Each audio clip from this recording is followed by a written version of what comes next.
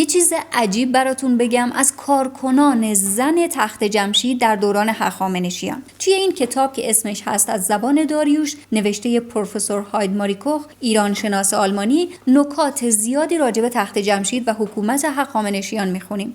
ولی جالب ترین چیزی که من دیدم تصویری بسیار عجیب هست که از زنهای زمان هخامنشی ترسیم میکنه. توی یک سری کتیبه گلی که از خزانه تخت جمشید پیدا شده، اطلاعات بسیار زیادی از نحوه حقوق گرفتن مردم و نحوه زندگیشون میبینیم. مثلا توی این الواح گلی نوشته که هر کارگر چقدر و به چه شکل حقوق میگرفته و چقدر مرخصی داشته. بریم به یک کتیبه خاص برسیم. کتیبه‌ای که داخلش اسم یک کارگر مرد به اسم زیولپیرا اومده که با همسرش توی تخت جمشید کار میکردند. توی این کتیبه راجع به همسر زیولپیرا نوشته تک دودوم یا تاک دودوم، یعنی به فرد